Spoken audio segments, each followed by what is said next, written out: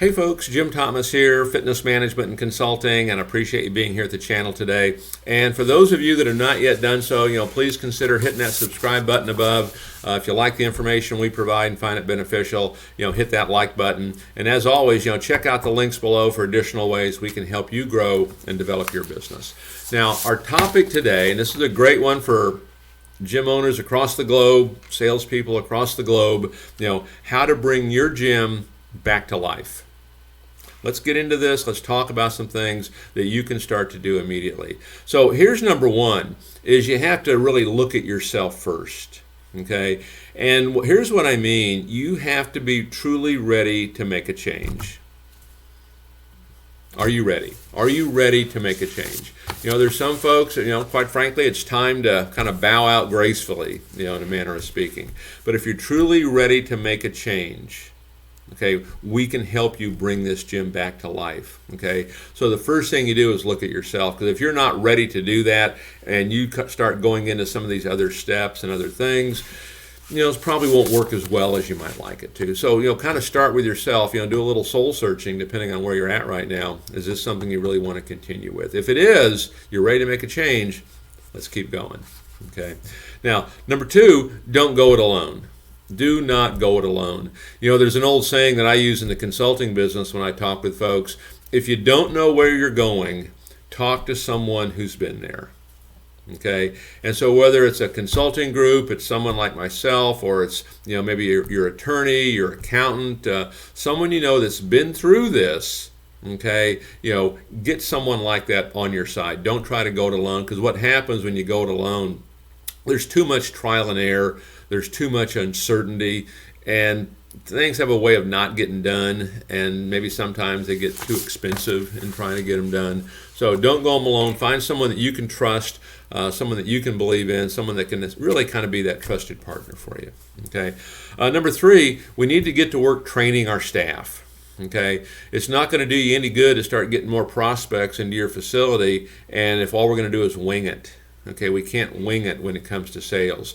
And selling, it's not just selling the membership, and depending on how your facility is set up, maybe how do we do that second sale, personal training, how are we doing retail, what's the process on this, how do we get referrals, how do we follow up. There's an awful lot to this. So, train your staff.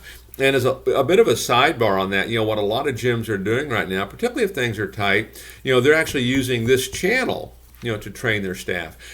Consider hitting that notification button, to be notified when new videos come out.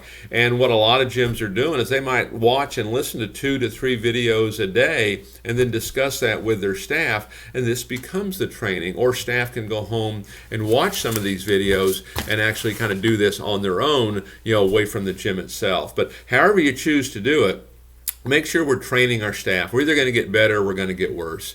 And knowledge is going to be power here for you. Number 4 is we want to market. We got to promote and we got to advertise, and we need to attract as much attention to ourselves as possible. I mean, the reality is that people cannot do business with us unless they know who we are. And so we got to promote. And as you've heard me say, I'm sure on some other videos, and for those of you that I've been on site with and we've talked on numerous occasions, this is the time to advance and to expand into the marketplace.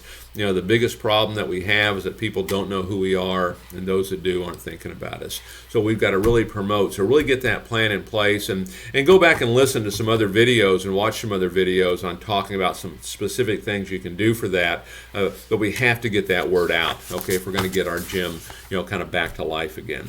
Number 5 is we want to create, if you don't have it right now, we want to create multiple revenue streams. And one of the problems a lot of folks have is they have that one revenue stream. It's membership. Okay, that won't be enough in most cases. We need additional revenue streams. Personal training can be a good one if that fits for your model. Nutrition could be one. Meal planning could be one. Retail could be one. And so these are all great internal revenue streams, and you want to make sure, again, when you're training our staff, we have that sales process in place on that. But then also, these same revenue streams, can be on your website. Your website is every much a storefront, just like your gym is. Number 6 is you want to evaluate all of your assets for maximum productivity. Here's what I mean by this.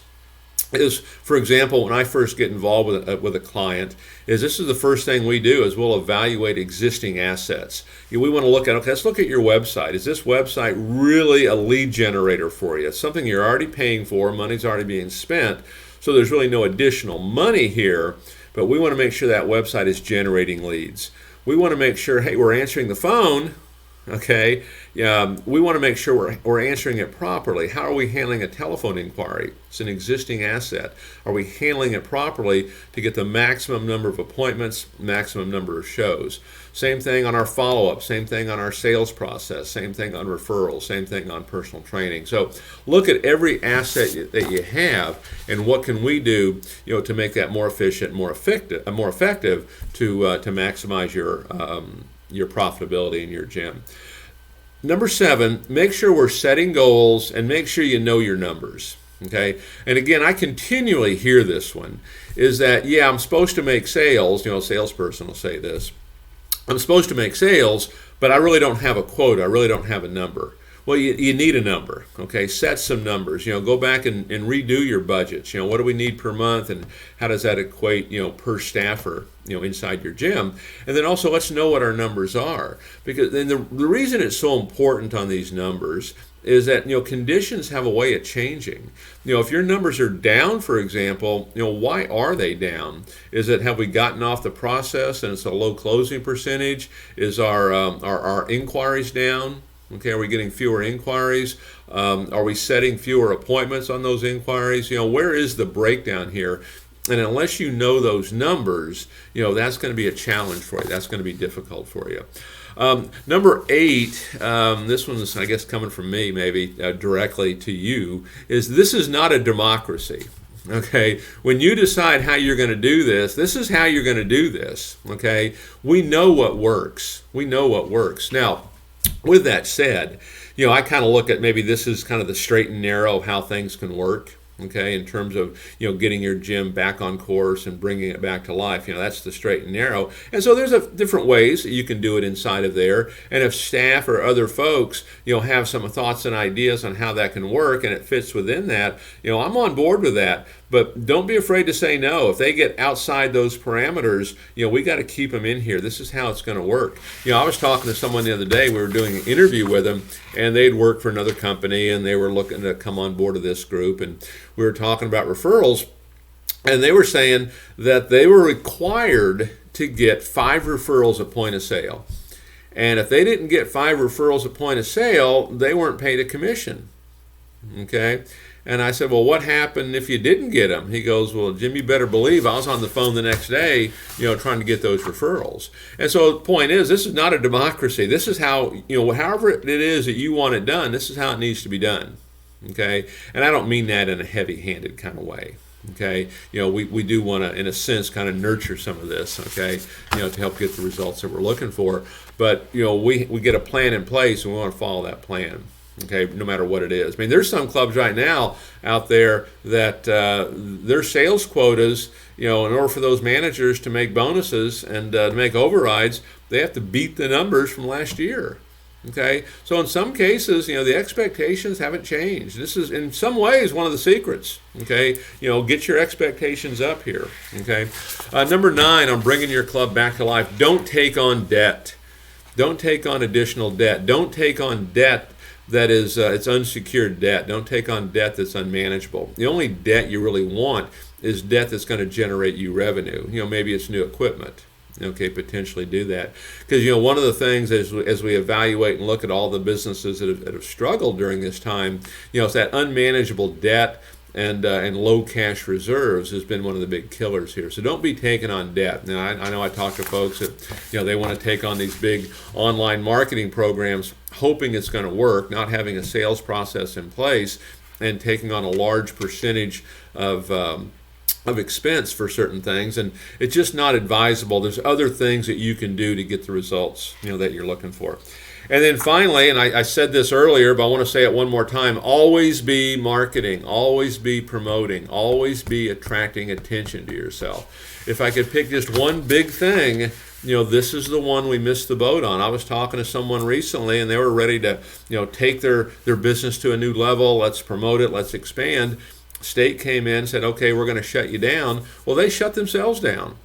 You can still market, you can still promote, you can still attract attention to yourself regardless of the circumstances.